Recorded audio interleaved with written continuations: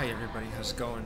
I'm coming to you right now from the lounge area of the Second Cedar Theater building, which actually sits just above the Piper's Alley Cinema at the corner of North Avenue and Wells.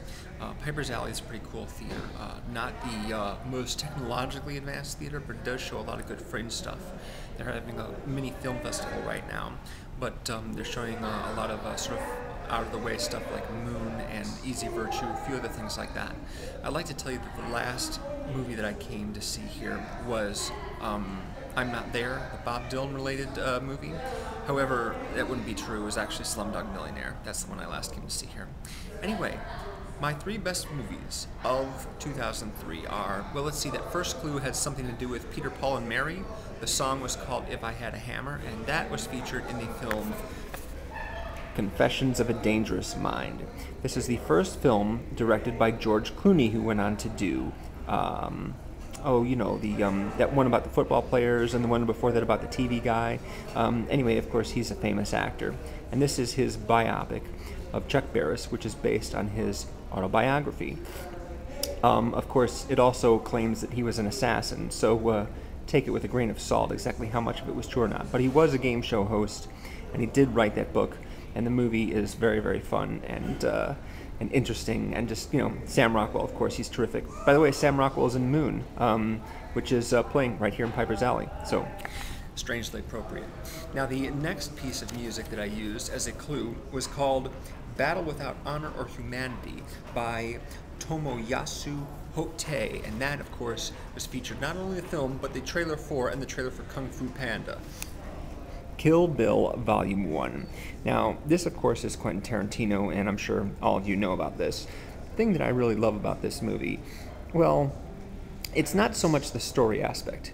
There really isn't much of a story in Kill Bill Volume 1. They save all the story for the second volume. This is basically just Uma Thurman getting ready to face off with Lucy Liu throughout the entire movie, and then you have 20 minutes of martial arts at the end. But this is basically a celebration of a certain type of cinema, one that Tarantino obviously adores, and everything about it is pitched toward making the experience as enjoyable and exciting and fun and dazzling as possible. And I had a blast. I just had an absolute blast watching this movie. Tarantino, he's great.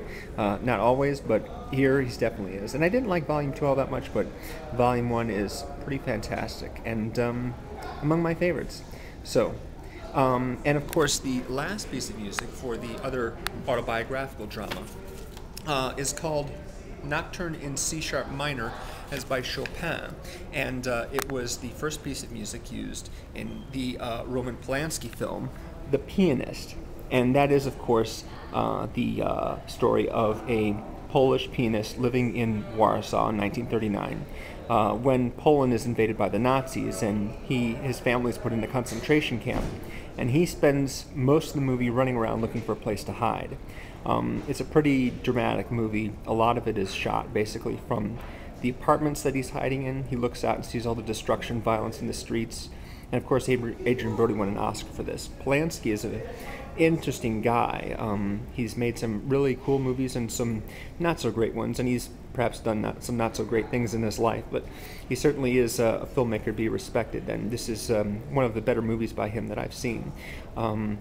If I had been voting at the Academy Awards that year, that probably would have got my Best Picture vote, certainly more so than whichever Lord of the Rings movie was nominated that year, or whatever movie actually won Best Picture that year. Since it came out here in early 2003, I consider it a 2003 movie, although technically, according to the Academy, it's a 2002 movie. So it was nominated against Chicago, which won Best Picture. Okay. Oh, and the bonus question, by the way, is from Monster. The Journey song, Don't Stop Believin', that was the background music for the big Christina Ricci, Charlize Theron makeout scene from Monster. So, there you have my three favorite movies of 2003, plus the bonus round. Unfortunately, nobody guessed right. I had one entry, and he got two of the answers right, but one of them he missed, and I think he did it on purpose because he won last month, but that's okay. It's fine. So anyway, next month we're doing 2004, and in a short while, I will be sort of doing a progress report on this year, what's been good and what's been bad. in 2009 so far. So stay tuned for that, and take it easy.